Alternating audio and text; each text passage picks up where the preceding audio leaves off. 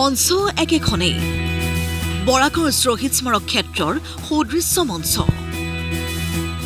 মঞ্চত মুখ্যমন্ত্ৰী ডক্টৰ হিমন্ত বিশ্ব শৰ্মা আৰু কেন্দ্ৰীয় মন্ত্ৰী সৰ্বানন্দ সোণোৱাল লক্ষণীয় যে এই শ্বহীদ স্মাৰক ক্ষেত্ৰৰ আধাৰশিলা আৰু ভূমি পূজন কৰা হৈছিল সৰ্বানন্দ সোণোৱাল মুখ্যমন্ত্ৰী হৈ থাকোঁতেই আমাৰ কাৰ্যকালতে জাতীয় শ্বহীদসকলৰ পৰিয়ালবৰ্গলৈ 5 লাখকৈ এককালীন টকা দিয়া হৈছিল আৰু গুলিবিদ্ধ নিৰ্যাতিতসকলৰ পৰিয়ালবৰ্গলৈও আৰু তেখেতসকললৈ 2 লাখ টকাকৈ আৰ্থিক সহযোগিতা আগবঢ়োৱা হৈছিল বাৰে বাৰে আজি মুখ্যমন্ত্ৰী হৈ থকাৰ দিনবোৰলৈ উভতি গ'ল সৰ্বানন্দ সোণোৱাল মোৰ মনত পৰিছে কেইবাটাও কথা যেতিয়া আপোনালোকে মোক মুখ্যমন্ত্ৰী হিচাপে দায়িত্ব দিছিল মোৰ সতীৰ্থ মন্ত্ৰী ডক্টৰ হিমন্ত বিশ্ব শৰ্মা অতুল বৰা কেশৱ মহন্ত আৰু সকলোৰ সৈতে মিলি আমি যেতিয়া বিধায়কসকল আৰু আমাৰ দলৰ কৰ্মকৰ্তাসকল সকলো মিলি আমি যেতিয়া বিভিন্ন ধৰণৰ কামবিলাক হাতত লৈছিলোঁ সেই কামবিলাক আজি তাৰিখত ইয়াৰ সফল ৰূপ দেখি মই নিজে আনন্দিত হৈছোঁ এই বৰাগাঁৱত শ্বহীদ স্মাৰক ক্ষেত্ৰ হিচাপে ইয়াক গঢ় দি পৃথিৱীৰ বুকুতে এটা আকৰ্ষণীয় কেন্দ্ৰবিন্দু হিচাপে ইয়াক গঢ়ি তোলাৰ সংকল্প গ্ৰহণ কৰিলে আৰু সেই কাম মই যেতিয়া আপোনালোকে মোক মুখ্যমন্ত্ৰী পাতিছিল মোৰ সতীৰ্থসকলৰ সৈতে মিলি এই মহাস্থানতে আমি আধাৰশিলা আৰু ভূমি পূজন কৰিছিলোঁ জাতি মাটি ভেটি ৰক্ষাৰ বাবে কাম কৰিছে বিজেপি চৰকাৰে 2016ত মুখ্যমন্ত্ৰী হওঁতেও সৰ্বানন্দ সোণোৱালক সেই আহ্বান জনাইছিল ৰাইজে আপোনালোকে নিৰ্দেশ দিছিল সেই সময়ত বিজেপি নেতৃত্বাধীন মিত্ৰজোঁট চৰকাৰখনক 2016ত যে আপোনালোকে দায়িত্ব লোৱাৰ পাছত জাতিটোৰ মাটি ভেটি কৃষ্টি সংস্কৃতি ভাষা সাহিত্য সুৰক্ষিত কৰি ৰাখিব লাগিব আৰু সেই যাত্ৰাত আজি তাৰিখত আপোনালোকে নিজেই দেখিছে সকলো ক্ষেত্ৰতে এইখন চৰকাৰে নিষ্ঠাৰে এই কাম কাৰ্যকৰী ৰূপ দিয়াৰ ক্ষেত্ৰত আন্তৰিকতাৰে দায়বদ্ধতাৰে দায়িত্ব সহকাৰে আজি নিজৰ দায়িত্বখিনি পালন কৰি আহিছে বৰ্তমানৰ মুখ্যমন্ত্ৰী হিমন্ত বিশ্ব শৰ্মা কিন্তু উভতি গ'ল বিজেপিৰ 10 বছৰীয়া শাসনৰ বহু পূৰ্বলৈ মিয়া নহয় নমতা আলহী নহয় মুখ্যমন্ত্ৰীৰ মুখত এইবাৰ অচিনাকি মানুহৰ প্ৰসংগ অচিনাকি মানুহসমূহে আমাৰ বৰঘৰলৈ সোমাইছিল আমাৰ নামঘৰ সত্ৰ আমাৰ মাটিবোৰ দখল কৰিছিল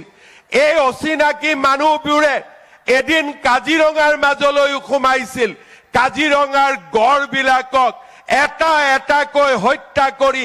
আমাৰ জাতিটোৰ গৌৰৱক মাটিৰ লগত মিহলাই দিয়াৰ ষড়যন্ত্ৰ কৰিছিল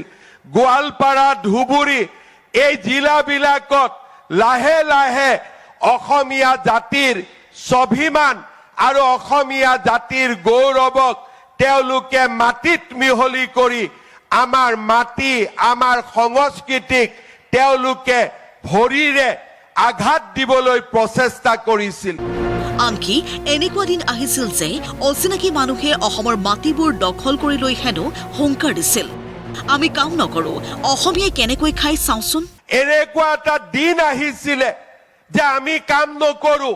আমি কাম নকৰিলে অসমীয়াই কেনেকে খাব আমি চাই লওঁ তেনেকেও অসমীয়া জাতিক তেওঁলোকে প্ৰত্যাহ্বান জনাইছিল মহাপুৰুষ শ্ৰীমন্ত শংকৰদেৱৰ জন্মভূমি বটদ্ৰৱাৰ ওপৰতো তেওঁলোকে তেওঁলোকৰ আগ্ৰাসী হাতেৰে আমাৰ সেই পবিত্ৰ ভূমিবিলাকো তেওঁলোকে হস্তগত কৰিছিল অৱশ্যে 10 বছৰীয়া বিজেপি শাসনত অসমীয়াই যুঁজিব পৰাকৈ শক্তিশালী হ'ল আজি 10 বছৰ পিছত আমি ক'ব পাৰো সাহসেৰে ক'ব পাৰো যে এতিয়া অসমীয়া জাতিৰ লগত